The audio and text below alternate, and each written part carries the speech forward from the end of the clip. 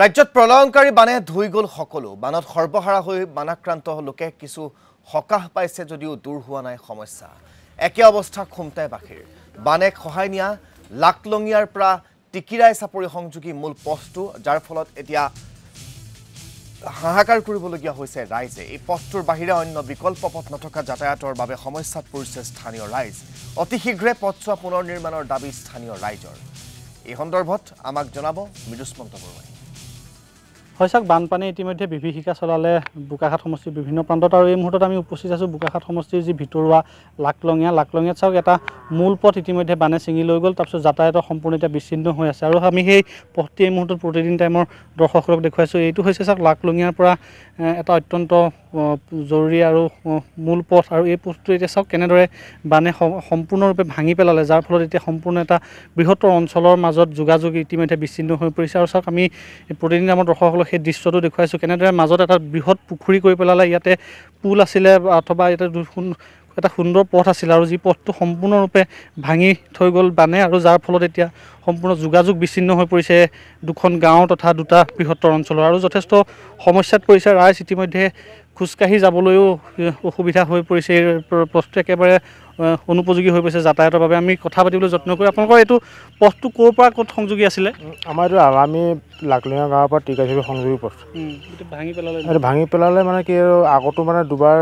এনেকৈ মাথাউৰি কিবা ৰাস্তা বনাইছিলে এনেকৈ ছিঙি গৈছে আমাৰ যদি এনেকৈ যদি আকৌ যদি মাতি পেলাই যদি ৰাস্তাটো যদি বন্ধায় কিন্তু আমাৰ ফলপ্ৰসূ নহওঁ আমাৰ যদি ইয়াত যদি দলং দিয়ে যদি দলং নিৰ্মাণ কৰে তেতিয়া আমাৰ সকলোখিনি ৰাইজ যাতায়াতৰ মানে এটা সুব্যৱস্থা হ'ব এতিয়াতো যাতায়াত একেবাৰে বন্ধ হৈ আছে যাতায়াত একেবাৰে বন্ধ কথা হ'ল কি যদি আমাৰ এই গাঁওখনৰ কাষৰীয়া গাঁওখনৰ যদি কিবা যদি এজনৰ যদি বেমাৰ ওলায় তেখেতে হয়তো কেনেকৈ আনিব লাগিব আমি নিজে কেনেধৰণে কম আৰু এতিয়া কি হ'ব ব্যৱস্থাটো জৰুৰীভাৱে ব্যৱস্থা ল'ব লাগিব আমি চৰকাৰক বিনম্ৰভাৱে অনুৰোধ তেওঁলোকে যাতে আমাৰ এইখিনি কিন্তু মাটি আমাৰ ব্যৱস্থা দি মাটি পেলাই আমাৰ এইটো জেগাটো পৰিপূৰ্ণ কৰিলে নহ'ব আমাৰ কিন্তু সম্পূৰ্ণ এখন দলং দিয়ক দলংখন দিলে আমাৰ যি নহ'লেও ওচৰৰ গাঁও হিচাপে আমাৰ যাতায়াতৰ সু ব্যৱস্থা হ'ব এতিয়া খোজকাঢ়ি যাবলৈ সমস্যা এতিয়া আমি কথা হ'ল কি যদি কোনোবা এজন আমি এতিয়া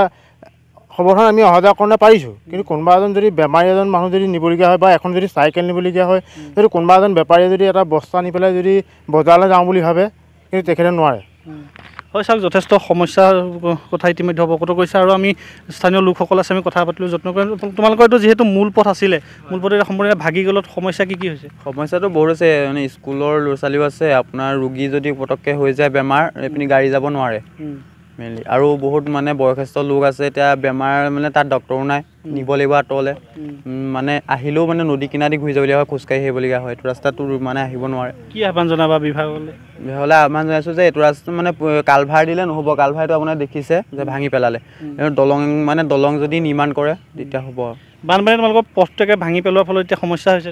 হয় কি সমস্যা স্কুলীয়া ল'ৰা ছোৱালীবোৰ যাবলৈ অসুবিধা হৈছে চাইকেল এখনো পাৰ কৰিব নোৱাৰে আৰু কাৰোবাৰ বেমাৰ আজাৰ হ'লেও নিবলৈ অসুবিধা হৈছে সেইবাবে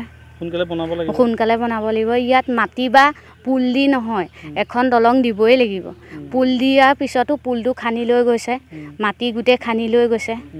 বহুত পানী হৈ গৈছে পানী এতিয়াও ৰৈ আছে যথেষ্ট সমস্যা হৈছে আৰু চাওক আপোনালোকৰ কৃষিমন্ত্ৰীগৰাকী হৈছে আপোনালোকৰ বিধায়ক কি আহ্বান জনাব এই পথটোৰ ক্ষেত্ৰত আমি এইটোৱে বিচাৰোঁ যে অতি সোনকালে মানে ইয়াৰ ব্যৱস্থাটো কৰিব লাগে কাৰণ এতিয়া ইয়াতো 50-60 ঘৰ মানুহ আছে তেওঁলোকৰ এতিয়া খোৱা পৰা ধৰি স্কুলৰ ল'ৰা ছোৱালীৰ পৰা বহুতো অসুবিধা হয় কাৰণ ইয়াত খোজকাঢ়ি যাবলৈ অৱস্থাটো বহুত বেয়া আৰু মেইনকৈ ইয়াত যেতিয়া ফুটটো বেছি মাৰে তাৰমানে সেই মানুহঘৰো বহুত অসুবিধা হয় আৰু সেই ৰাস্তা দিয়ে আমি সদায় যাবলগীয়া হয় মেইনকৈ এতিয়া আমি এইটোৱে অনুৰোধ কৰিছোঁ ধন্যবাদ জ্ঞাপন কৰিছোঁ মৃদুস্মন্ত বৰুৱা আমাক ৰাইজৰ প্ৰতিক্ৰিয়া জনোৱাৰ বাবে